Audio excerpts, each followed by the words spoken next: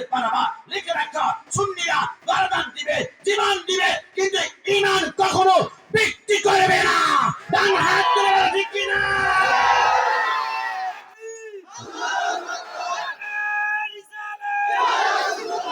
নারে গাউসিয়া,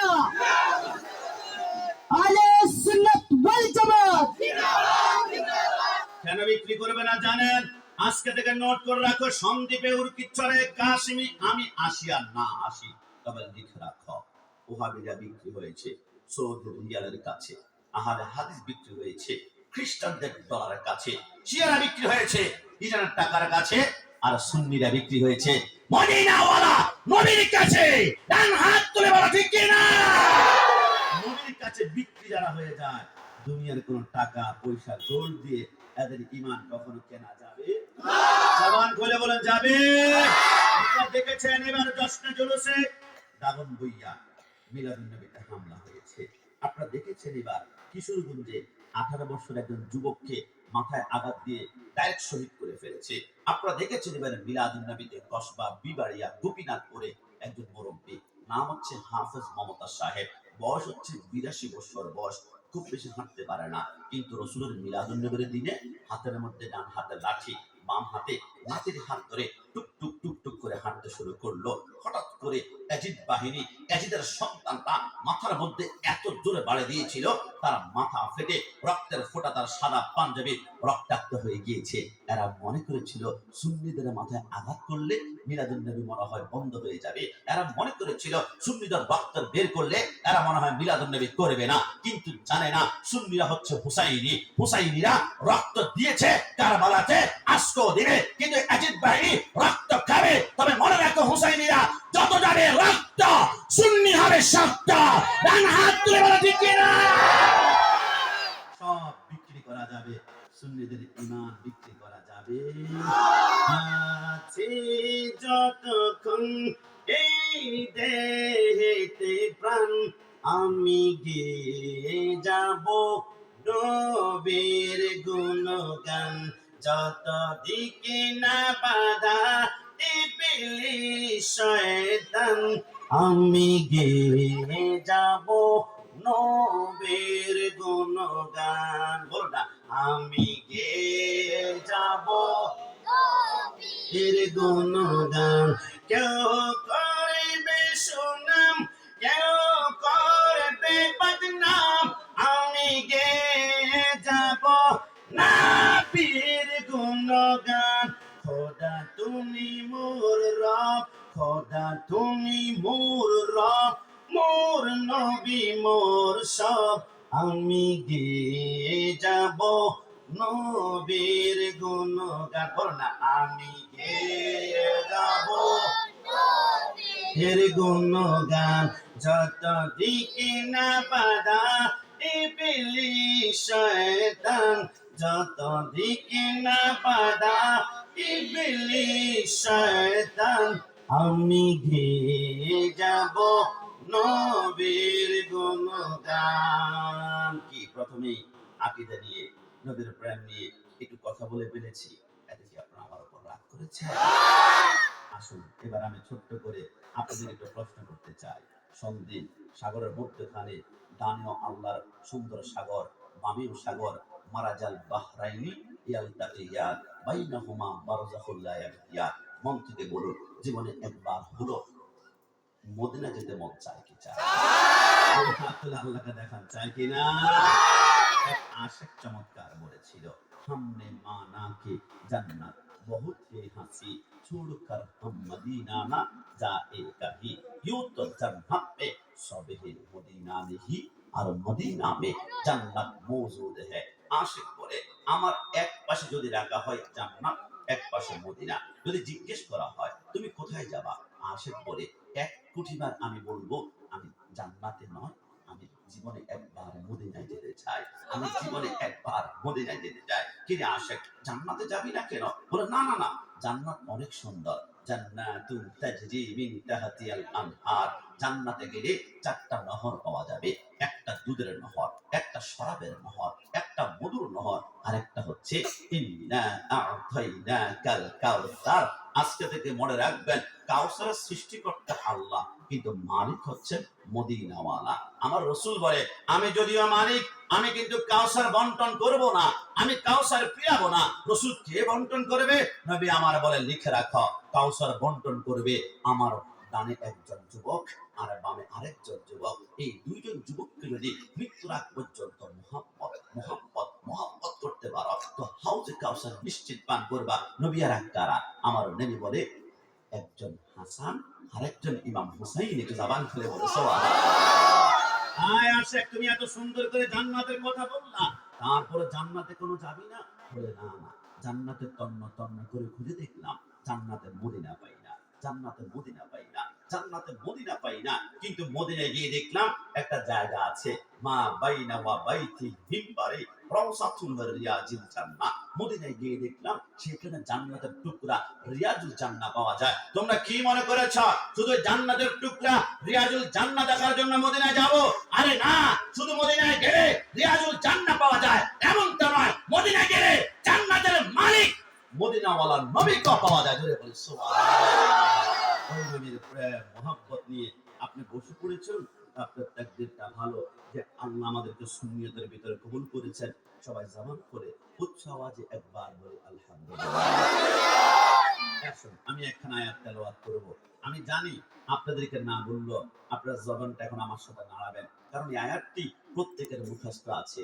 আর আয়াতটি হচ্ছে, কুল্লু নাফসিন যায়িকাতুল মাউত, জন্ম যে গ্রহণ করেছে মৃত্যুটাকে বরণ করতে হবে, এই কথার মধ্যে কোনো সন্দেহ। তবে আশ্চর্যের বিষয় কি জানেন, বাংলাদেশের একজন বাওয়াল শিল্পী ছিল, ইনার নাম ছিল ফিরোজ শাহ।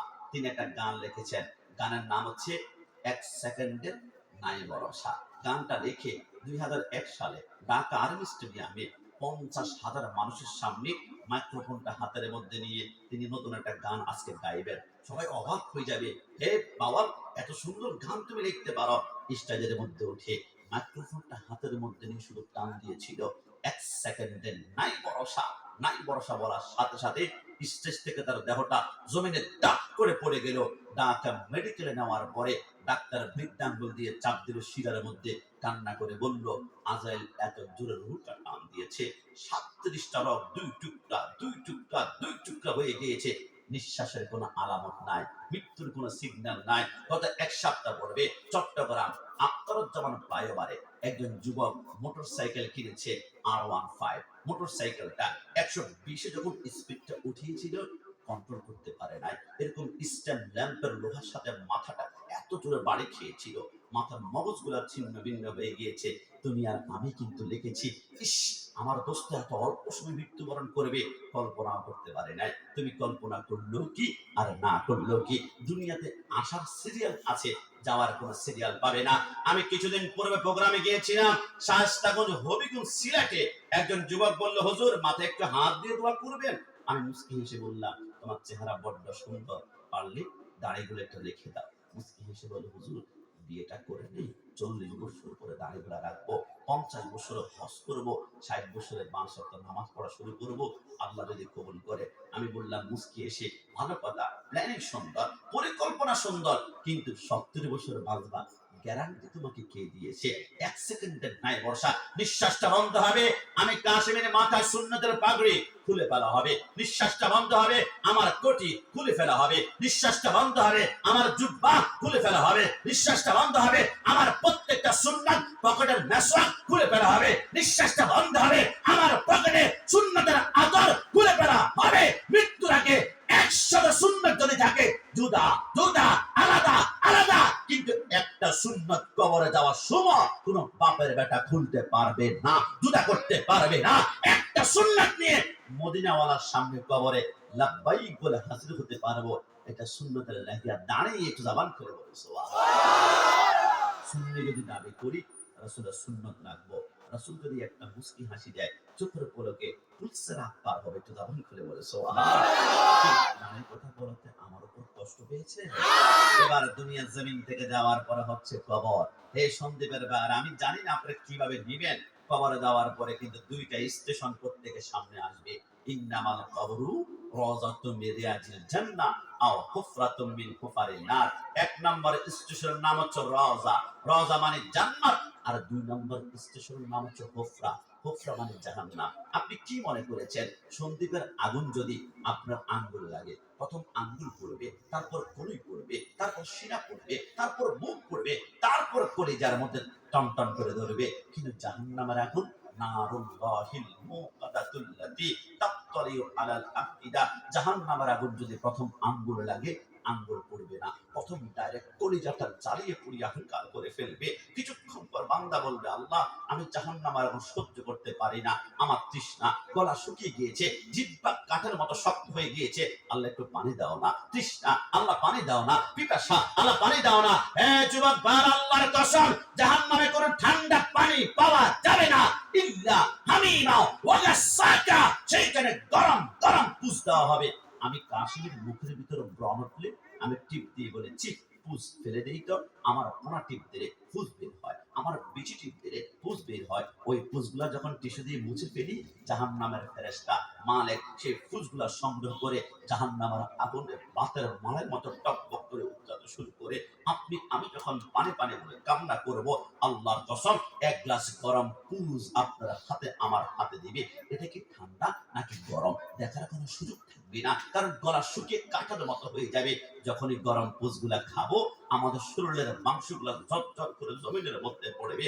একটু পরে বান্দা বলবে, আল্লাহ আমার ক্ষুধা, আমার পেট জ্বলে পুড়ে ছারখার হয়ে যায়, আল্লাহ ক্ষুধা লেগেছে, ক্ষুধা ক্ষুধা ক্ষুধা।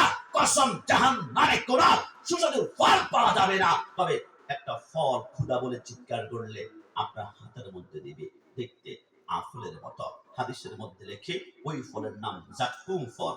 ওইটা আপনি আপেল মনে করে মুখের ভিতরে ঢুকাবেন, ওইখান থেকে 27টা কাঁটা বের হবে। দুইটা কাঁটা দুইটা চোখকে মার্বেলের মতো টুকরা টুকরা করে ফেলবে। দুইটা কাঁটা দুই নাকের ছিদ্র, দুইটা দুই কানের ছিদ্র, আর বাকি 21টা কাঁটা মাথার উপরে দিয়ে ছিদ্র ছিদ্র ছিদ্র ছিদ্র করবে। মাথার মগজগুলা চোখ মুখ নাক বেয়ে বেয়ে পড়বে।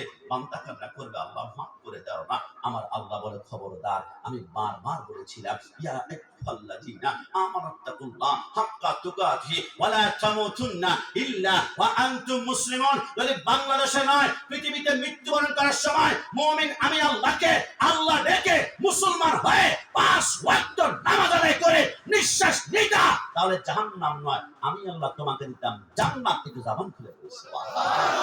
আল্লাহু আল্লাহু তুমি জাল্লে জালালো, শেষ করা তো যায় না গে তোমার গুণগান। বলো আল্লাহু আল্লাহু, বলো আল্লাহু আল্লাহু, তুমি জাল্লে জালালো, শেষ করা তো যায় না গে তোমার গুণগান। বলো আল্লাহু আল্লাহু, তুমি ইউনূস নবীকে আগা মাছের পেটে নিয়া ফেরেশতা পাঠাইয়া দিলা ইসমে আজম দিয়া।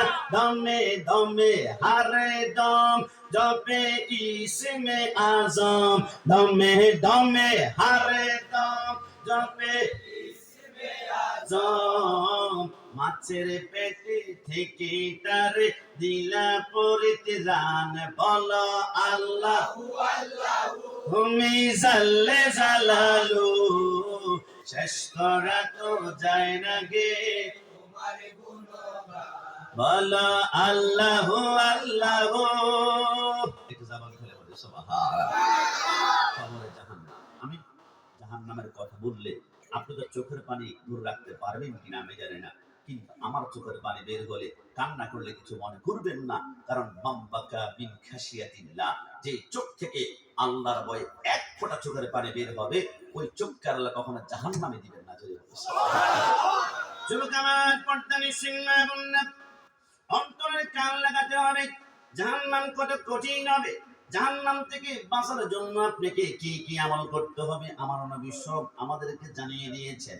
আমার নবী বলে, যখন মেরাজের রজনীতে আমি বুরাকের মধ্যে উঠলাম, বোরাকের মধ্যে উঠার পরে জিব্রাইল কিছুক্ষণ পরে বলল, ইয়া মুহাম্মদ সাল্লাল্লাহু আলাইহি ওয়াসাল্লাম, নবী আপনি একটু বোরাক থেকে নামুন না। জিব্রাইল বলে, বোরাক থেকে নামলাম। জিব্রাইল বলে, নবী আপনি বোরাক থেকে নামার পরে সামনে একটু দেখুন তো কি দেখতে পাচ্ছেন? আমার নবী বলে, আমি বিশাল একটা ময়দান দেখতে পাচ্ছি। নবী ওইখানে কি দেখতে পাচ্ছেন? আমার নবী বলে, আমি দেখতে পাচ্ছি সেইখানে লক্ষ লক্ষ মানুষ, এদের জিহ্বার মধ্যে লোহার আংটা লাগিয়ে, লোহার বর্ষি লাগিয়ে এদেরকে গাছের সাথে টাঙ্গানো হয়েছে। যতক্ষণ না পর্যন্ত জিহ্বাটা 6 টুকরা, 9 টুকরা, 11 টুকরা না হয়ে রক্তাক্ত না হয়ে আসমান থেকে পড়ে যায়, অতক্ষণ পর্যন্ত জিহ্বার মধ্যে লোহার আংটা লাগানো হয়েছে। নবী বলে, জিবরাইল এটা কে রে? জিবরাইল বলে, নবী আপনি আমাকে কেন জিজ্ঞেস করেন? আপনি হচ্ছেন পয়গাম্বর, আমি হচ্ছি আপনার উম্মত। আমার নবী বলে, জিবরাইল আমি তো জানার জন্য জিজ্ঞেস করি না, আমি আমার উম্মতকে জানিয়ে দেওয়ার জন্য জিজ্ঞেস করেছি। জোরে বলে সুবহানাল্লাহ। নবী বলে, এবারে দ্বিতীয় আরেকটা জায়গার মধ্যে গেল। জিবরাইল বলে, নবী আপনি এবারে একটু নামুন না। জিবরাইল বলে, আমি যখন নামলাম আমার রাসূল বলে, জিবরাইল কিছু বলবে কিনা? জিবরাইল বলে, নবী এখন আপনি কি দেখতে পাচ্ছেন? আমার নবী বলে, আমি দেখতে পাচ্ছি বিশাল একটা ময়দান, অসংখ্য মানুষ, মাথার নিচে কোনো বালিশ নাই, মাথার নিচে পাথর দিয়ে শুয়ে আছে। যখন চোখটা বন্ধ করে ঘুমানোর জন্য উপর থেকে ফেরেশতা আরেকটা বাড়ি মারে, মাথার মগজগুলো ছিন্ন ভিন্ন হয়ে যায়। জিবরাইল বলেন, আরেকটু নবী একটু সামনে যান না, একটু বলা হবে এরা কারা। 3 নম্বর জায়গার মধ্যে যখন গেল, আমার নবী বলে, জিবরাইল হাওয়া করে কাঁদতে শুরু করলো। নবী আমারে বলে, জিবরাইল, জিবরাইল বলে, নবী নবী আপনি 3 নম্বর জায়গার মধ্যে কি দেখতে পাচ্ছেন? আমার নবী বলে, রক্তের একটা বিশাল সাগর দেখতে পাচ্ছি, ওইখানে অসংখ্য মানুষ হাবুডুবু খাচ্ছে। নবী আর ঘুরাবো না, সর্বশেষ একটা জায়গার মধ্যে চলুন না। আমার নবী বলে, আরেকটু সামনে যাওয়ার পরে দেখতে পারলাম বিশাল একটা গাছ দেখতে পারলাম, ওই গাছের নিচে একজন নূরানী সুরতের মানুষ বসা আছে। আমার নবী বলে, জিবরাইল কে রে? জিবরাইল বলে, নবী বসা হবে, তবে ইনার সামনে কিছু দেখতে পাচ্ছেন কিনা? আমার নবী বলে, আমি ওই নূরানী সুরতের মানুষের সামনে দেখতে পারলাম কোটি কোটি নাবালক বাচ্চা বসে বসে আল্লাহর কোরআন তেলাওয়াত করছে। তো জবান খুলে বলে সুবহানাল্লাহ। পরের জায়গা পরের জমি ঘর বানায়া আমি রই, আমি তো সে ঘরের মালিক। আপনার কষ্ট হচ্ছে? বলুন না, পরের জায়গা পরের জমিন, পরের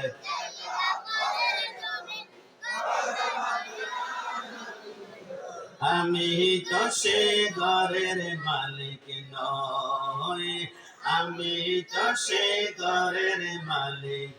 ও সে করে কানাজার জমিদারি,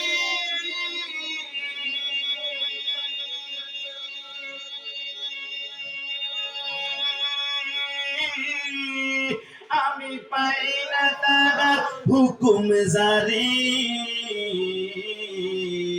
আমি পাই না জমিদারের দেখা, পাই না জমি মনের দুঃখ কারে কই, আমি তো সে ঘরের মালিক নই, আমি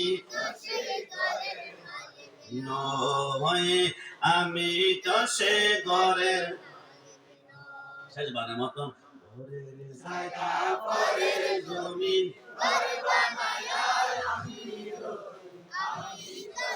ঘরের মালিক নই, আমি তো সে ঘরের মালিক নই।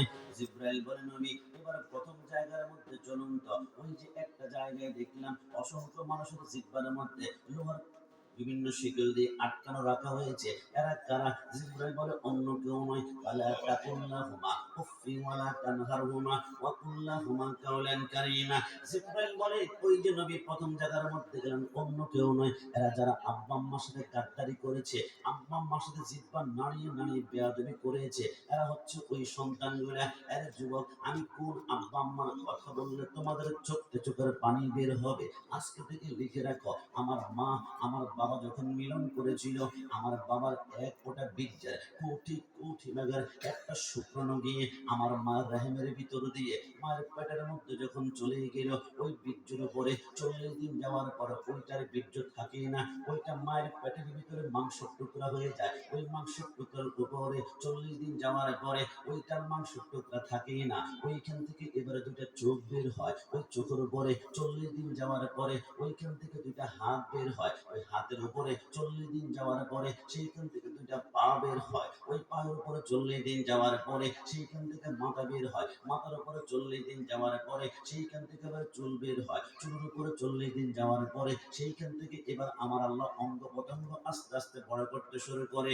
10 মাস 10 দিন যখন কমপ্লিট হয়ে যায়, আমার আল্লাহ বলে, জিবরাইল, আমার বান্দার সমস্ত বডি তো তৈরি হয়ে গিয়েছে, আমার বান্দা এখন মায়ের পেটের মধ্যে কেমন পজিশনে রয়েছে আমাকে একটু বলো না। জিবরাইল বলে, আল্লাহ, আপনার বান্দার দুইটা পা মায়ের পেটের নিচের দিকে দেখা যায় আর মাথাটা উপরের দিকে। আমার আল্লাহ বলে, না না, আমার বান্দার দুইটা পা যদি মায়ের পেটের নিচের দিকে থাকে, চট্টগ্রাম ঢাকা মেডিকেলে নেওয়ার পরে কোন ডাক্তার যদি আমার বান্দাকে মার পেট থেকে বের করার জন্য তার দুইটা পা ধরে টান মারে, আমার বান্দার উল্টা দিকে দুইটা হাত ভেঙে যাওয়ার সম্ভাবনা রয়েছে। আরে জিবরাইল, তাড়াতাড়ি যা, আমার বান্দার কোমরের মধ্যে ধরে তার মাথাটা উপরের দিকে ওঠা আর মাথাটা নিচের দিকে নামা আর পা গুলো উপরের দিকে ওঠা। জিবরাইল বলে, দেরি না করে ওই বান্দার কোমরের মধ্যে ধরে 3টা আঙ্গুল দিয়ে খপ করে আমি যখন মাথাটা নিচের দিকে নামানো শুরু করি আর পা গুলো উপরের দিকে উঠাতে শুরু করি, ওই টিপটা আমি কাশিমের কোমরের মধ্যে দিয়েছিল,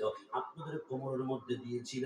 ওই ব্যথাটা আমরা কেউ সহ্য করতে পারি নাই। জিবরাইল যখন পাটা টিপ দিয়ে উপরের দিকে ওঠা, ওই মুহূর্তে পৃথিবীর প্রতিটা সন্তান মার কলিজা বরাবর আমরা এত জোরে একটা লাথি মেরেছিলাম, ওই লাথি সহ্য করতে না পেরে অনেক মা হাসপাতালের বেডের মধ্যে শেষ নিঃশ্বাস ত্যাগ করে মৃত্যুবরণ করেছে। আবার অনেক সন্তান জ্ঞান হারিয়ে ফেলেছে।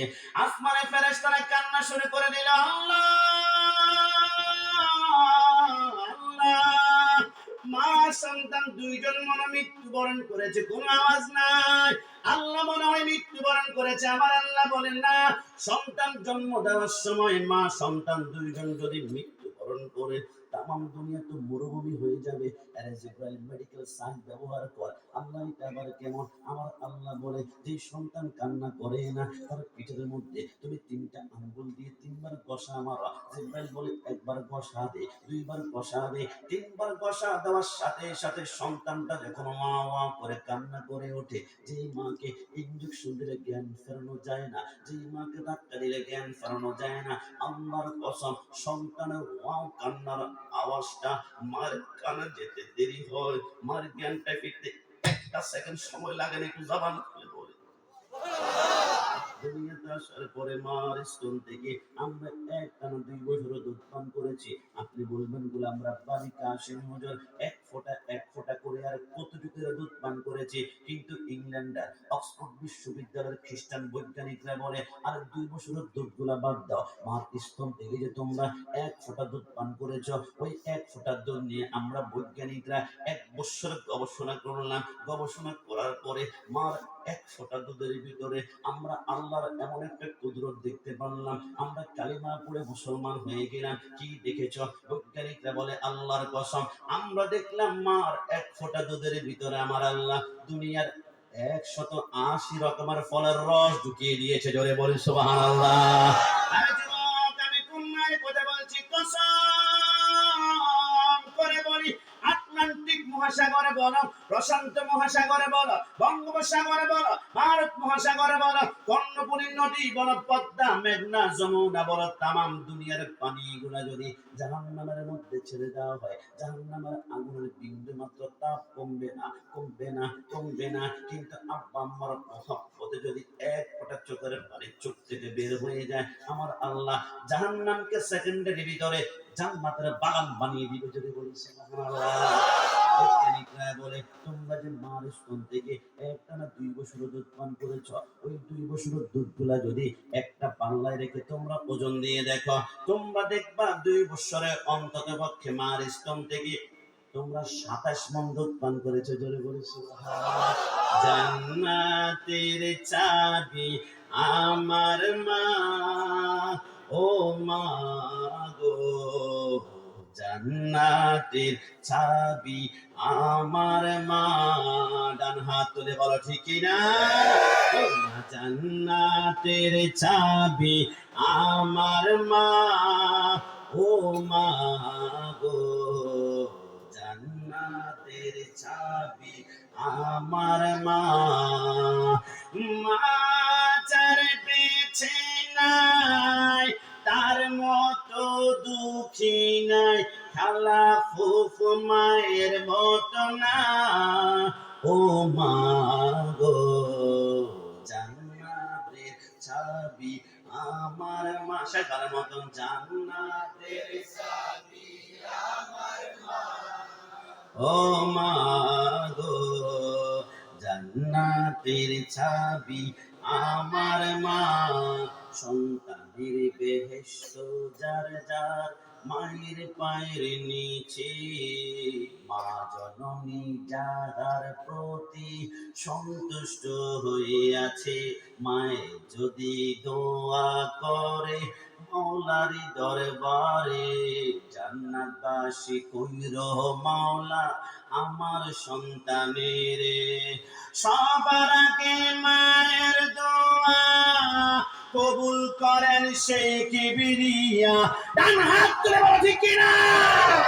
সবার আগে মায়ের দোয়া কবুল করেন সেই কিবরিয়া, মায়ের দোয়া বিফলে যায় না, ও মা গো জান্নাতের চাবি আমার মা, জান্নাতের চাবি মা গো জান্নাতের চাবি আমার মা। যুবকানার পর্দানি সিংমা বোনটা, আমি তোমাদেরকে কিভাবে বুঝালে তোমাদের দিলটা নরম হবে। আমি কাশিমি, আমি বুকে হাত দিয়ে বলি, এই যে আজকে চেয়ারে বসলাম, আমাকে রিসিভ করা হলো, সম্মানের সাথে আপ্যায়ন করা হলো, মোহাব্বতের হাদিয়া তোফা দেওয়া হবে। তোমরা কি মনে করেছ এই যে চেয়ারের মধ্যে বসলাম, দুনিয়ার কোনো সার্টিফিকেটের বড়াই দিয়ে, জ্ঞানের বড়াই দিয়ে, আল্লাহর কসম করে বলি দুনিয়ার যত সার্টিফিকেট হোক না কেন, এই চেয়ারে বসা যায় না। এই চেয়ারে বসার জন্য একটা মাত্র জিনিস দরকার, এটা হচ্ছে আব্বা আম্মার দোয়া। আব্বা আম্মার দোয়া। আমি বুকে হাত দিয়ে বলি, আমি যতবার ঘর থেকে বের হওয়া শুরু করি, আমি আমার আব্বা আম্মার কদমের মধ্যে দুইটা ঠোঁট লাগিয়ে একটা চুমু দেওয়ার চেষ্টা করি। যখন চুমা দেই, আব্বা আম্মার চোখের পানিগুলো টপ টপ করে আমার মাথার মধ্যে পড়তে শুরু করে, ওইটা আমার জন্য দোয়া। না হয় এর দিয়ে সার্টিফিকেট দিয়ে চেয়ারের মধ্যে বসা যায় না। এর যুবক আল্লাহর কসম মায়ের হক কি জিনিস জানো? রাসূল আযম বলে, আমি হুজরাতে বসা, হঠাৎ করে একজন মুরিদ এসে বললে, একটু আব্বা আম্মার হক নিয়ে দোয়া করুন না, আমাদেরকে বলুন না। রাসূল আযম বলে, মার হক শুনতে চাও তাহলে চোখটা বন্ধ করো। যখন চোখটা বন্ধ করলো, রাসূল আযম বলে, কল্পনা করো আমরা দুনিয়ার জমিন থেকে যাওয়ার পরে কবর, কবরের পরে আরেকটা জায়গা হবে। ইদাস সামাউ ফাতারাত ওয়া ইদাল কাওয়াকিবু তাসারাত ওয়া ইদাল বিহারু ফুজ্জারাত। যখন কিয়ামতের ময়দানটা হয়ে যাবে, ওইখানে চারটা স্টেশন হবে। একটা হবে মিজান, একটা ফুলসিরাত, একটা হাউজে কাউসার, আর একটা মাকামে মাহমুদ। যখন মিজান পাল্লার কাছে, আমার আল্লাহ বলবে, আব্দুল কাদের তোমার মিজান কমপ্লিট হয়ে গিয়েছে, তুমি যাও আল্লাহর জান্নাতে।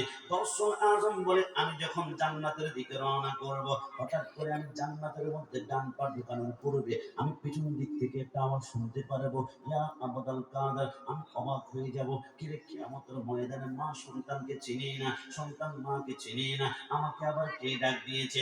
আমি আব্দুল কাদের পিছনের দিকে তাকিয়ে দেখি, আমার জনম দুঃখিনী মা আমাকে ডাক দিয়েছে। আমি দৌড় দিয়ে গিয়ে বললাম, মা আপনি আমাকে কেন ডাক দিয়েছেন? আমার মা বলে, আব্দুল কাদের তোমার বিরুদ্ধে এমন কোনো মামলা নাই, মোকদ্দমা নাই যে আল্লাহর দরবারে অবস্থান করব। তবে আব্দুল কাদের একটা কথা তোমাকে মনে করাতে চাই, শুনবে কিনা? বলে, মা কেমন কথা? এরে আব্দুল কাদের, তোমার বয়স যখন 1.5 বছর ছিল, আমি একদিন মা উঠানের মধ্যে ঝাড়ু দিয়ে আমি উঠানটা ঝাড়ু দিচ্ছিলাম, এই জন্য আমার দুইটা স্তন নিচের দিকে একটু জ্বলে গিয়েছিল। তুমি আব্দুল কাদের দুধের টক সহ্য করতে না পেরে আমার একটা দুধের বুটা তোমার মুখের ভিতরে ঢুকিয়ে তুমি দুধ পান করতে চেয়েছিলে, আমি তোমাকে চট করে ধাক্কা দিয়েছিলাম, মনে পড়ে কিনা? বলে মা মনে পড়ে গিয়েছে। আরে আব্দুল কাদের, চট করে ধাক্কা দেওয়ার কারণে এক ফোঁটা দুধ তুমি পান করতে পারো না। তবে কিছুক্ষণ পরে জিহ্বাটা বের করে আমি দেখলাম তোমার ঠোঁটের মধ্যে এক ফোঁটা দুধ আটকে ছিল, তুমি লেখন করে চুষণ করে পান করেছিলে, তোমার মনে পড়ে কিনা? বলে মা মনে পড়ে গিয়েছে। আরে আব্দুল কাদের, তোমার বিরুদ্ধে মামলা নাই, যাও জান্নাতে চলে যাও। ওই যে ঠোঁটের মধ্যে এক ফোঁটা দুধ আটকে ছিল, জিহ্বাটা বের করে লেখন করে চুষণ করে পান করেছিলে, ওই এক ফোঁটা দুধের হক আদায় করে তারপর তুমি আল্লাহর জান্নাতে চলে যাও। আব্দুল কাদের বলে আল্লাহর ইজ্জতের কসম করে বলে সন্দীপের বার চূড়ার বার, আমার আব্দুল কাদের বলে আমার মা যদি জান্নাতের চৌকাঠের সামনে দাঁড়িয়ে মা এক ফোঁটা দুধের হক আদায় করার জন্য বলে আমি গাউসুল আজম হতে পারে, আমার কদম সমস্ত আল্লাহর ওলির কাদের উপর হতে পারে, কিন্তু মার এক ফোঁটা দুধের হক আদায় করা আমি গাউসুল আজমের পক্ষে সম্ভব হবে না। জোরে বলিস সুবহানাল্লাহ। যুবক, তুমি তো জানো না আমার রাসূল বলে আমি হুজরা মুবারকে বসা একজন সাহাবী এসে বলে নবী আমি নিয়ত করেছিলাম মক্কা যদি বিজয় হয়ে যায় আমি একবার হলো মদিনা থেকে মক্কায় গিয়ে কাবার চৌকাঠের মধ্যে চুমা খাবো, কিন্তু নবী টাকা নাই, আমি কাবার চৌকাঠে চুমু খেতে পারি না, নবী এখন আমি কি করব?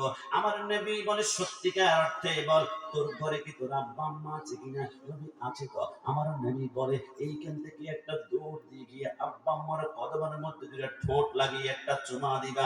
আল্লাহর কসম, আব্বা আম্মার কদমে চুমা দেওয়া মানে হচ্ছে কাবার চৌকাঠে চুমু খাওয়াইতে। জবান খুলে বলে সুবহানাল্লাহ। আল্লাহর নবী সরকারে মদিনা বলে জিবরাইল বলে নবী ওই যে প্রথম জায়গার মধ্যে দেখলেন অসংখ্য মানুষের জিহ্বার মধ্যে লোহার শিকল দিয়ে টাঙ্গানো হয়েছে, এরা আব্বা আম্মার সাথে গাদ্দারি করেছে, বেয়াদবি করেছে, জিহ্বা নারী কথা বলেছে।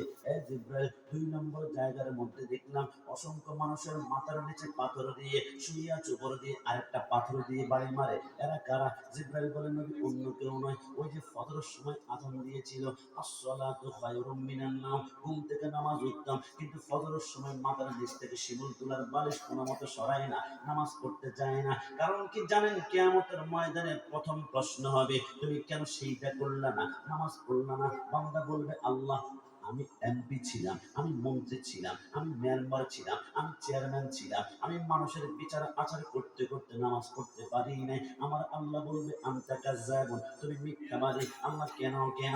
আমার আল্লাহ বলে ওই যে ডান পাশে তাকিয়ে দেখো চিনতে পারো কিনা আল্লাহ কে? আমার আল্লাহ বলে এর নাম সুলাইমান পয়গম্বর, তুমি শুধু সন্দীপের এমপি ছিলা, কিন্তু আমার সুলাইমান গোটা পৃথিবী শাসন করেছে, এক ওয়াক্ত নামাজ কোনোদিন ছাড়েই নাই, মিথ্যা কথা বলেছ।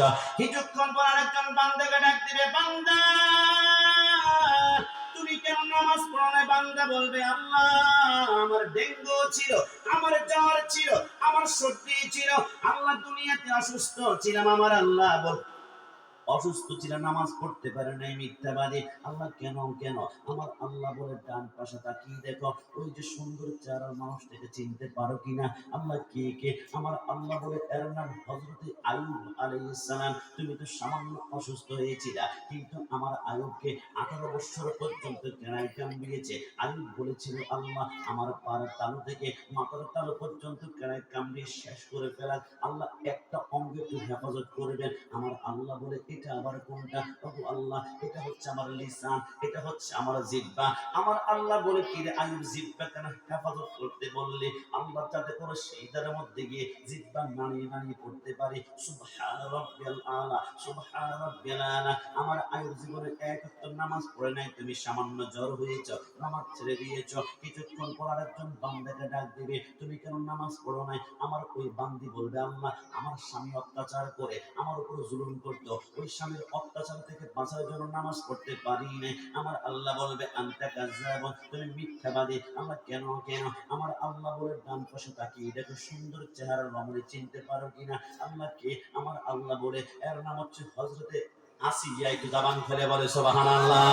আমার আল্লাহ বলবে বান্দি আমার আসিয়া যখন রুকুর মধ্যে গিয়ে সুবহান রব্বিয়াল আযীম বলে তার পেটটা যখন বের হয়ে যায়, ওই ফেরাউন হাতের মধ্যে বল্লম নিয়ে পেটের মধ্যে এত জোরে ঘাই মারে, ফেরাউনের ওই ঘায়ের কারণে আসিয়ার পেট থেকে নাড়ি বুড়া টুকরা টুকরা করা হয়ে পড়ে। কিছুক্ষণ পর যখন আসিয়া সিজদার মধ্যে যায়, ফেরাউন লোহার পাত গরম করে আসিয়ার পিঠের মধ্যে যখন সেক দেয়, পিঠের মাংসগুলো মোমর মতো গলতে শুরু করে 9 বছর পর্যন্ত অত্যাচার করেছে। একটা বারো আসিয়া ফেরাউনকে আল্লাহ আল্লাহ বলে, কিন্তু ফেরাউন বলে কিরে আসিয়া, কোন রবের প্রেমের মধ্যে পড়ে গিয়ে 9টা বছর জানি তোর পেটটাকে আমি 1000 বার ঘাই মেরেছিলাম, একটা বারো উফ করলি না। যতবার ঘাই মারে ততবার বলো আল্লাহ, ততবার বলো আল্লাহ। আসিয়া তুই কি দেখলি? আসিয়া আজকে এমন একটা শাস্তি দিব, তুই আজকে আল্লাহকে ভুলে যাবে। আসিয়া বলে আমার নিঃশ্বাস থাকতে বলবো না। আসিয়াকে মরুভূমির বালুর মধ্যে চিৎ করে শোয়াই দিল, বুকের মধ্যে একটা পাথর দিল, বাট পিঠের নিচে। আসিয়া বলে এক একটা মরুভূমির বালু কণা আমার থেকে মনে হচ্ছে জ্বলন্ত কয়লার মতো। কিছুক্ষণ পর দেখলাম আমার পিঠের মাংসগুলা মোমর মতো গলে গেল, আমার পিঠের হাড্ডিগুলা মাটির সাথে ঠস ঠস করে আঘাত করে। আমি বললাম আল্লাহ, এখন তো আমি আর চিন্তা করতে পারবো না, কারণ পিঠের গোশতেই তো আমার শেষ হয়ে গিয়েছে। আল্লাহ দুনিয়াতে বেঁচে থাকবো, কিন্তু তোমাকে সেইটা করতে পারবো না, এমনটা হতে পারে না। আল্লাহ তোমার কাছে ছোট্ট একটা জিনিস চাইবো। আল্লাহ শুনিয়েছি জান্নাতে নাকি তোমার চমৎকার একটি ঘর আছে। আল্লাহ তোমার ঘরের পাশে আমাকে ছোট্ট একটা ঘর দান করো না। আমার আল্লাহ বলে, জিবরাইল, আমার আসিয়া জীবনে কিছু চাই না, আজকে যদি ঘর চেয়ে বসেছে দুনিয়ার মতো 13টা দুনিয়াকে একসাথ করো। আসিয়া যখন চিন্তা দিবে সর্বশেষ সেইটাটা করে আমি আসিয়াকে 13 দুনিয়ার মতো জান্নাতে ঢুকাবো একমাত্র নামাজের কারণে। একটু জবান খুলে বলে সুবহানাল্লাহ। রোজে হাসরে প্রথম প্রশ্ন, নামাজে পড়েছ নাকি? নামাজে ছাড়া সবই আমল দেবে তোমায় ফাঁকি। নামাজে হবে প্রথম হিসাব, নামাজে হবে প্রথম হিসাব। হাদিসে তেরা নামাজ ছাড়া রোজ হাসরে নেই কোনো উপায়। না, নামাজ ছাড়া রোজ হাসরে নেই কোনো উপায়। জিবরাইল বলে, নবী, এবার সর্বশেষ চরণ ওই যে বিশাল একটা রক্তের সাগরে দেখেছিলেন, এরা কারা? আমার নবী বলে, বলো না। জিবরাইল বলে, অন্য কেউ নয়, আমার আল্লাহ বলেছে তোমাদের জন্য কেনা বেচা জায়েজ করেছে, কিন্তু সুদ তোমাদের জন্য হারাম করে দিয়েছে। কিন্তু দুনিয়ার জমিনে কিছু বান্দা আছে সুদ খেয়েছে, আসলে সে সুদ খায় নাই, সে গরিব মানুষের রক্তগুলো চুষে চুষে চুষে চুষে খেয়েছে। যে যত বেশি সুদ খেয়েছিল এই গরিবের রক্ত তত বেশি চুষেছে, এর রক্তের সাগরটা তত বড় হয়ে যাবে। যখন রক্তের সাগরের মধ্যে ওই বান্দা হাবুডুবু খাবে নিঃশ্বাস নেওয়ার জন্য, নাকটা বের করবে, উপর থেকে পাথর মেরে মাথা চূর্ণ বিচূর্ণ করা হয়ে যাবে। নবী চলুন সর্বশেষ ওই যে সর্বশেষ জায়গার মধ্যে গাছের নিচে একজন নূরানী সুরতের মানুষ দেখেছিলাম। ইনি কে? আমার নবী বলে, এর নাম হচ্ছে হযরতে ইব্রাহিম খলিলুল্লাহ। একটু জবান খুলে বলে সুবহানাল্লাহ।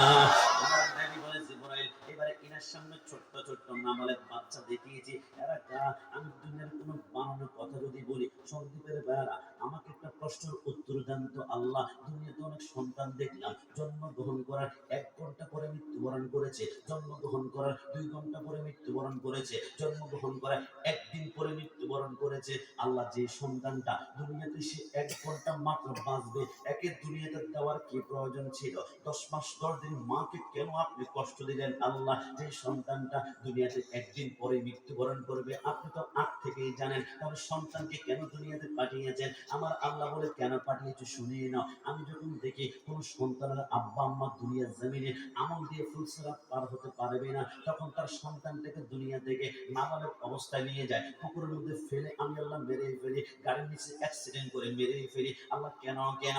আমার আল্লাহ বলে, ওই নাবালক সন্তান যখন কিয়ামতের ময়দানে দাঁড়িয়ে যাবে, আমি আল্লাহ বলবো, তুমি তো নিষ্পাপ, তুমি জান্নাতে চলে যাও। ছোট্ট বাচ্চা বলবে, আল্লাহ, যে মা 10 মাস 10 দিন গর্ভে ধারণ করেছে, ওই মাটা কোথায় একটু আমাকে বলুন না। আমার আল্লাহ বলবে, তোমার আব্বা আম্মা তো জাহান্নামে। আল্লাহ, আব্বা আম্মা জাহান্নামে, আমি জান্নাতে পারবো না, কারণ আমার মা গর্ভের মধ্যে রেখেছে, একটা দিন আমাকে নিয়ে উফ শব্দ বলে নাই। আমার মা বলেছে, আল্লাহ, আমি মরে যাই, আমার বাচ্চাটার বিন্দু মাত্র কষ্ট না হয়, আমার আব্বা আম্মাকে ফেলে আমি জান্নাতে যেতে পারবো না। আমার আল্লাহ বলে, না, যেতেই হবে। আল্লাহ আমার আব্বা আম্মাকে আমার সাথে জান্নাতে দিন না। আমার আল্লাহ বলে সম্ভব নয়, তোমার আব্বা আম্মার অনেক গুনাহ আছে, অনেক পরিবার অনেক অসংখ্য রকমের পাপ রয়েছে। আল্লাহ তাহলে আব্বা আম্মাকে যদি জান্নাতে নাই দেন, তাহলে আমাকে আব্বা আম্মার সাথে জাহান্নামের মধ্যে পাঠিয়ে দেন। আমার আল্লাহ বলে খবরদার, না না, তোমার গায়ে জীবনে একটা পাপ লাগে না, একটা গুনাহ লাগে না, তোমাকে জাহান্নামে দিতে পারে না। তাহলে আল্লাহ আমার আব্বা আম্মাকে আমার সাথে জান্নাতে দিন না। আমার জবান তো নাপাক নয়, আমার জবান তো পাক। আমার আল্লাহ বলে ওই নাবালক সন্তান যখন আমার কাছে সুপারিশ করবে, আমি আল্লাহ তারা আব্বা আম্মাকে চোখ করে বলাকে জান্নাতে নিয়ে যাবে। একটু জবান খুলে বলি সুবহান। রুজে হাসরে প্রথম প্রশ্ন, ওই বান্দা কান্না করবে, আল্লাহ আল্লাহ।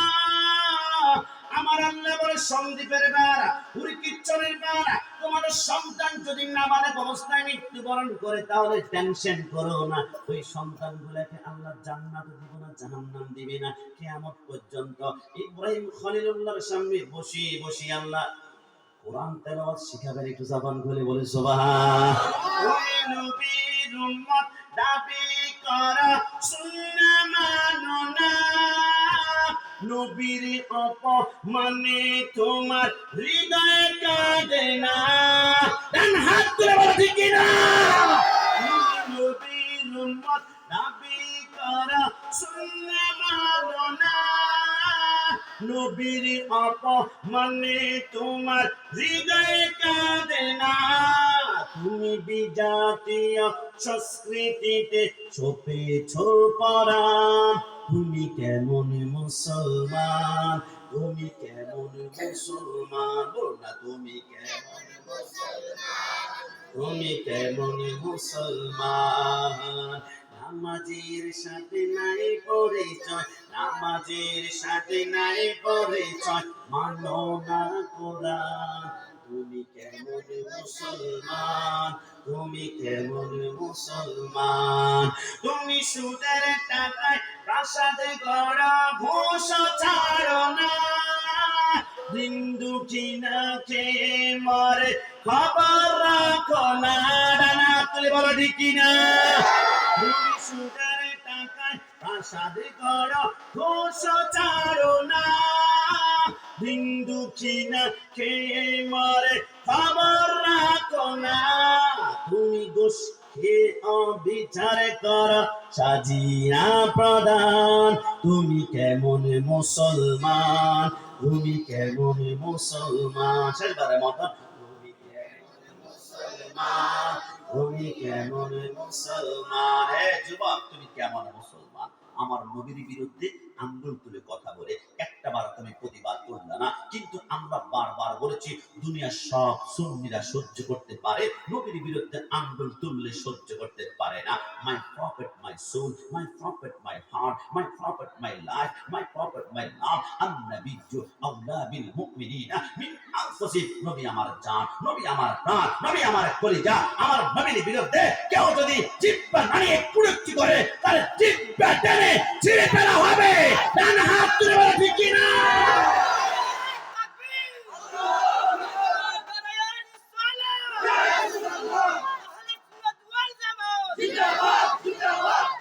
সব সহ্য করা যায়, নবীর বিরুদ্ধে কথা বললে সুন্নিরা বরদাস্ত করতে পারে না। জবান খুলে বলেন পারে না। আমার মতন বলে আজকে দেখে পুরকিত ছড়ে বাড়া, এই সাউন্ডটা ঝনঝন করে, এটা যেন না করে। পুরকিত ছড়ার বাড়া সাউন্ডটা ঝনঝন না করে, একদম ক্লিয়ার করে দাও। মাশাআল্লাহ।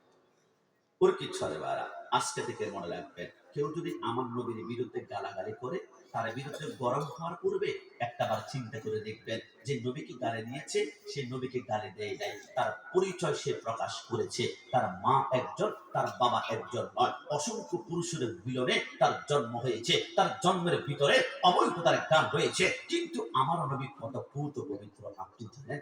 আদম থেকে শুরু করে রাসূলুল্লাহর আব্বা আব্দুল্লাহ পর্যন্ত 52 জন পুরুষের মাধ্যমে রাসূল দুনিয়াতে আগমন করেছেন। রাসূলের বংশ কত পূত পবিত্র আমি এখন আপনাকে বলবো, আপনি আঙ্গুলের গড়ায় গড়ায় গুনতে হবে। হযরত আদমকে বেটে শীষ, শীষকে বেটে ইয়ারাব, ইয়ারাবকে বেটে কেনান, কেনানকে বেটে মেলাল, মেলালকে বেটে ইয়ারাব, ইয়ারাবকে বেটে ইদ্রিস, इद्रिस के बेटा मुतवस्सिल, मुतवस्सिल के बेटे नमक, नमक के बेटे नूह, नूह के बेटे साम, साम के बेटे जुल्हम, जुल्हम के बेटे शाले, शाले के बेटे आबर, आबर के बेटे दाता, दाता के बेटे राबा, राबा के बेटे तारू, तारू के बेटे नाखुर, नाखुर के बेटे तारे, तारे के बेटे इब्राहिम खलीलुल्लाह, इब्राहिम खलीलुल्लाह के बेटे इस्माइल ज़बीहुल्लाह, इस्माइल के बेटे कैदर, कैदर के बेटे अब्राहम, अब्राहम के बेटे हामल, हामल के बेटे साबित, साबित के बेटे लाइसा, लाइसा के बेटे इलियासा, इलियासा के बेटे उद, उद के बेटे अव्वा, अव्वा के बेटे अदनान, अदनान के बेटे मोइन, मोइन के बेटे नदर, नदर के बेटे मुदा, मुदा के बेटे इलियास, इलियास के बेटे मुद्रिका, मुद्रिका के बेटे कदीमा, कदीमा के बेटे कदाना, कदाना के बेटे नदर, नदर के बेटे मालिक, मालिक के बेटे फाम, फाम के बेटे कालिब, कालिब के बेटे लुई, लुई के बेटे काम, काम के बेटे मुर्रा, मुर्रा के बेटे किलाब, किलाब के बेटे कुसी,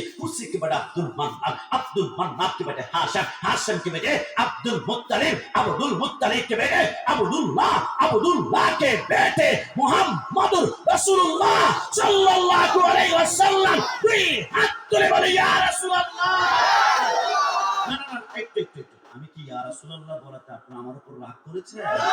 যারা ইয়া রাসূলুল্লাহকে ফালতু স্লোগান বলতে চায় তাদেরকে বলে দিয়ে যায় ইয়া রাসূলুল্লাহ হচ্ছে একজন ঈমানদারের স্লোগান। আপনাদের সন্দ্বীপে অনেক মাহফিল হবে, মাহফিল প্যান্ডেলে দেখবেন একটা ক্যান্সার স্লোগান দেওয়া হয়, সেই স্লোগানের নাম হচ্ছে লিল্লাহে তাকবীর, লিল্লাহে তাকবীর, লিল্লাহে তাকবীর। আজকে প্রমাণ করব লিল্লাহে তাকবীর হুসাইনি স্লোগান নয়, এটা হচ্ছে Yazidi slogan, Yazidi slogan, Yazidi slogan. যেই প্যান্ডেলে ইয়া রাসূলুল্লাহ বলা হয় না, এটা দিলে আমার নবী নাই, আর নবী না থাকলে সেই মুসলমান হতে পারে না। আরে বোকা, আল্লাহকে হিন্দুরাও বিশ্বাস করে, হিন্দুরা আল্লাহকে বলে ভগবান ভগবান ভগবান। বৌদ্ধরা কিন্তু আল্লাহকে বিশ্বাস করে, তারা আল্লাহকে বলে ঈশ্বর ঈশ্বর ঈশ্বর। খ্রিস্টানরা কিন্তু আল্লাহকে বিশ্বাস করে, তারা আল্লাহকে বলে গড, আমার আল্লাহ বলে। শুধু আমি আল্লাহকে বিশ্বাস করলে মুসলমান হওয়া যায় না, শুধু তাওহীদের জনতা বললে তোমরা মুসলমান হবে না, শুধু লিল্লাহি তাকবীর বললে হবে না। আরে কালিমার দিকে তাকাও, কালিমার ভিতরে আমার আল্লাহ কি বলে?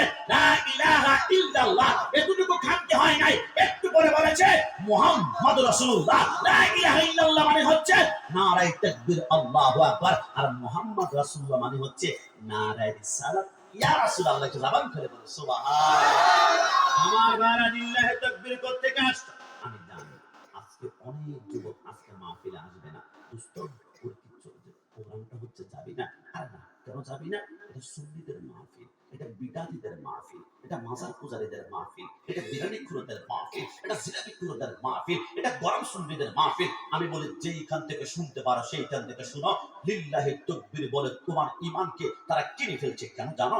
ইমাম হুসাইন বলে কারবালার জমিনে আমি যখন যুদ্ধ করতে লাগলাম, যুদ্ধ করতে করতে ইমাম হুসাইন হঠাৎ করে তলোয়ার থামিয়ে ফেলল। হুসাইন আপনার সন্তান আলী আসগরের কলিজায় তীর মেরে কলিজা 3 টুকরা করে ফেলেছে, আপনার তলোয়ার এই শোকে থামাতে পারেনি। আপনার সন্তান আলী আকবরকে 38 টুকরা করে কিমা বানিয়ে ফেলেছিল, ওই শোকে তলোয়ার থামেনি। হুসাইন আপনার সামনে কারবালার জমিনে 71 জনের রক্ত এখনো টাটকা গরম গরম পড়ে আছে, ওই শোকে তলোয়ার থামাতে পারেনি। আপনি যুদ্ধ করতে করতে হঠাৎ করে তলোয়ার কেন থামিয়েছেন? হুসাইন বলে আমার তলোয়ার থামানোর শক্তি দুনিয়ার কারো ছিল না। কারণ কি জানো? আমার হাতের মধ্যে রাসূলুল্লাহর রক্ত মুবারক আছে, আর আমার হাতে মাওলা আলীর তলোয়ার আছে, আর তলোয়ারের ভিতরে আসমানের সমস্ত বিজলির শক্তি আল্লাহ ঢুকাই দিয়েছে। আমার তলোয়ার বন্ধ করতে পারতো না। তো হুসাইন কেন তলোয়ার বন্ধ করেছেন? হুসাইন বলে একটা কারণে করেছি। আমার জন্মের পর কিছুক্ষণ পরে রাহমাতুল লিল আলামিন আমার ডান কানে আযান দিয়েছিল, আল্লাহু আকবার আল্লাহু আকবার। রাসূল আযানটা শেষ করে বলেছিল হুসাইন আমার আযানের ইজ্জতটা রক্ষা করিও, যেখানে আযান শুনবা যেটা গুরুত্বপূর্ণ কাজ থাকবে বন্ধ বন্ধ বন্ধ। আমি যখন কারবালাতে যুদ্ধ করতে লাগলাম, হঠাৎ করে ডান পাশের একটা মসজিদ থেকে আল্লাহু আকবার একটা আযানের ধ্বনি আসছিল। আমি চিন্তা করলাম রাসূল তো বলেছে আযান যেখানে দুনিয়ার যত কাজ থাকুক না কেন বন্ধ করতে হবে। এখন আমি চিন্তা করলাম যদি তলোয়ার বন্ধ করে আমার জীবন চলে যাবে, কিন্তু তলোয়ার যদি চালায় আমার জীবন বাঁচবে, কিন্তু রাসূলের সাথে ওয়াদা আমার বন্ধ হয়ে যাবে। আমি চিন্তা করলাম জীবন দিব ঈমান, রাসূলুল্লাহর সাথে ওয়াদা বন্ধ করতে পারবো না। হুসাইন তলোয়ার যখন থামালো, ইয়াজিদ বাহিনী 4000 হুসাইনের চারপাশে শকুনের মতো দাঁড়িয়ে আছে। হুসাইন বলে আমি জানি আমার মারা পড়েছে, কারবালার জমিনে আমাকে শহীদ করা হবে। এক এক ফোঁটা রক্তের বিনিময়ে 70,000 করে গুনাহগার উম্মত মুলসিরাত পার হবে। তোমরা আমাকে তলোয়ারের নিচে একটা একটা জিনিস দিবা। আচ্ছা বাহিনী বলে কি চাও? হুসাইন তলোয়ারের নিচে একটা জিনিস চেয়েছিল, ইয়া আইয়ুহাল্লাযীনা আমানুস্তাঈনু বিস-সাবরি ওয়াস-সালাহ, আমাকে 2 রাকাত নামাজ পড়ার সুযোগ করে দাও। হুসাইন তলোয়ারের নিচে বলে নামাজ। আজকে আমার দোস্ত যখন বলে, দোস্ত নামাজ পড়তে যাবি না?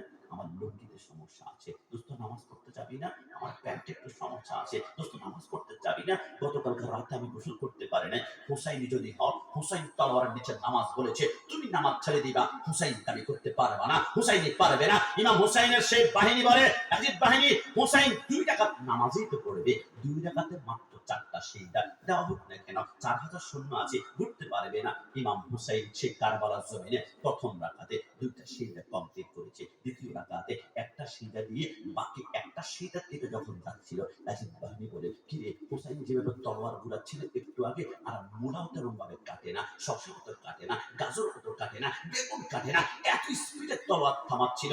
হুসাইন যদি বাকি একটা সিজদা দিয়ে একবার তলোয়ার নিয়ে সিংহের মতো দাঁড়িয়ে যায়, 5000 ইয়াজিদ বাহিনী একটাকেও রাখবে না, কচু কাটা করে ফেলবে। একটা কাজ করো, বাকি সিজদা দেওয়ার আগে হুসাইনকে তলোয়ার তীর বললাম মারতে শুরু করবো। ইতিমধ্যে হুসাইন সিজদার দিকে দাঁড়িয়ে 147টা তীর হুসাইনের পশমের গোড়ায় ঢুকিয়ে দিল, 147টা বল্লম ঢুকিয়ে দিল।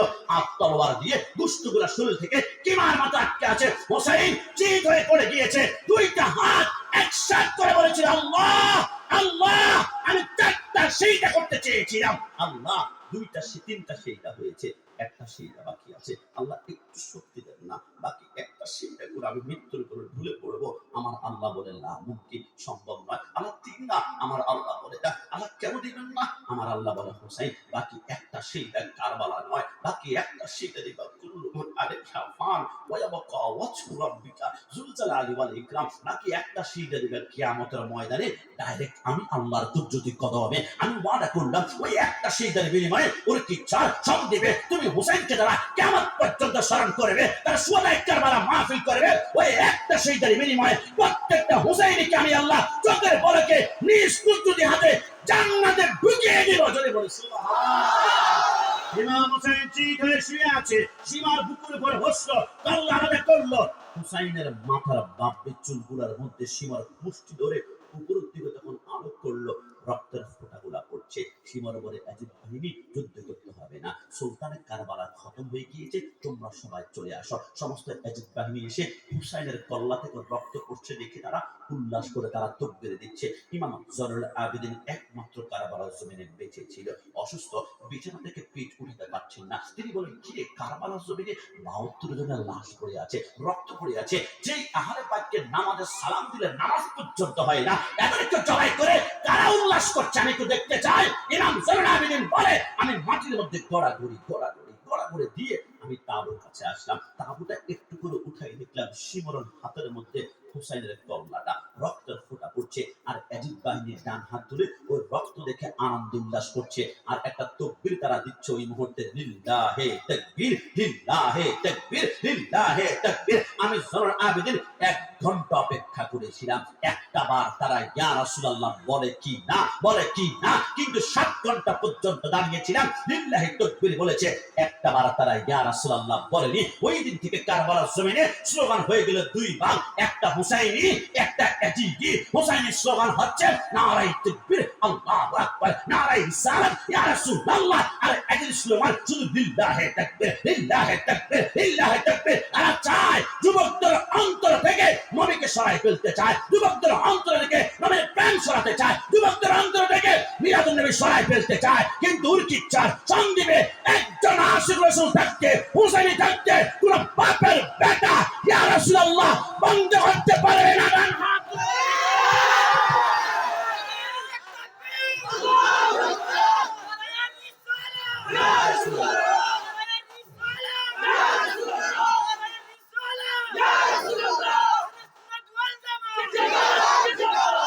হ্যাঁ যুবক, উরকিচ্ছরে আপনারা উরকিচ্ছরে কোন ছেলে মেয়ে যখন প্রেম করে, তখন এদের মাথায় বদনাম নিতে হয়, কলঙ্ক নিতে হয়। একজন নারীর সাথে প্রেম করলে কলঙ্ক নিতে প্রস্তুত, মদিনাওয়ালার সাথে প্রেম করবা কলঙ্ক নিবা না এমনটা কিন্তু হবে না।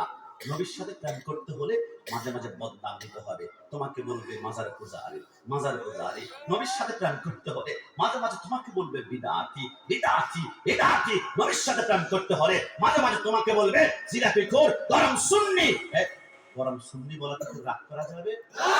মুফতি গিয়াসউদ্দিন তানভী সাহেব গত বছর উরকিত চলে এসেছিল।